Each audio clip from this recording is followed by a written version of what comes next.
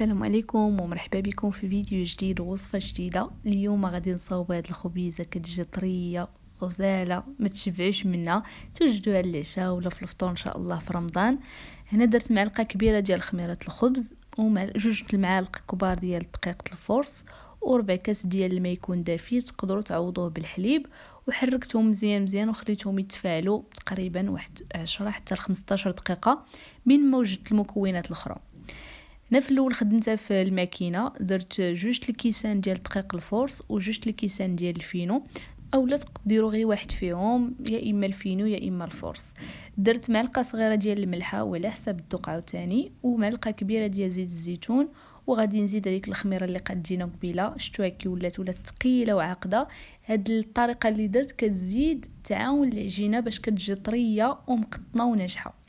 درت تقريبا 250 مليلتر ديال الماء يكون دافي. القياس ديال كاس العنبه راه كياخذ 200 مليلتر، انا درت كاس وربع. نتوما حطوا حداكم جوج الكيسان وبداو كتزيدوا شويه بشويه، لانه راكم عارفين الدقيق كيختلف. وإلا درتو دقيق الفورس بوحدو راه الكميه الماء ديالو بوحدو، وإلا درتو دقيق الا درتو عفوا الفينو عاوتاني راه الكميه الماء ديالو كتختلف. دونك حطوا حداكم جوج الكيسان وبقاو تزيدوا بالتدريج حتى كتحسوا بهذيك العجينه ولا ترطبه. انا في الاول عجنتها في الماكينه، ومن بعد دلكتها فوق سطح العمل مزيان حتى كتحسوا بها. درت هذوك الفقاعات تقريبا بحال الا كتخدموا المخمر هكا باش كتجيكم مقطنه من الداخل ورطبه. دهنت هاد لو بول بالزيت وخليت العجينه تخمر تقريبا ساعه ديال المكانه. وراكم عارفين تاني ملي تيكون الجو بارد راه ما كتخمرش لينا العجينه دغيا. الا بغيتوها تخمر بالخف ديروا داك لو بول حدا بوطاغاز ملي تكونوا هكا كطيبوا شي حاجه، هذيك السخونيه دغيا كتخمر. او لا تشعلوا الفران حتى يدفى واحد شويه وتحطوا فيه داك لو بول، راه دغيا بالخف كتخمر. ملي خمرات العجينه سرحتها فوق الطاوه مغلفه بابي كويسون. داك المقطع انا ما لقيت راسي ما كنتش كنصور، المهم سرحتها وبديت كنقطعها هكا بالموس. حاولوا ما توصلوش للقاع ديال العجينه هكا باش كتسهل عليكم في الهزه ملي كطيب، وحتى الشكل ديالها كيجي غزال.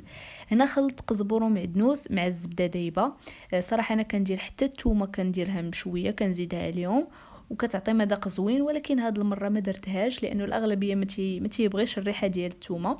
ودهنت بهذيك العجينه، راه عرفتو ملي كتحمر كتطلق واحد الريحه واحد البنه وكتعطي واحد اللوين غزال للعجينه.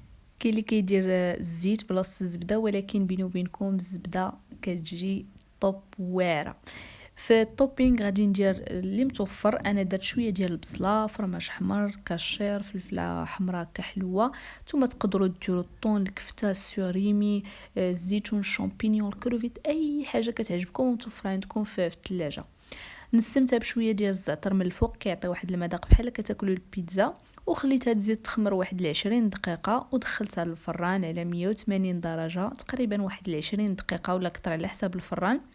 جربوها راه غادي تولي معتمده عندكم، لا من ناحيه البنه ولا من ناحيه طريقه التحضير اللي سهل منها ما كاينش.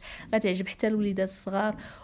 شو كي كتجي من الداخل كتجي هكا مقطنه ورطبه بزاف.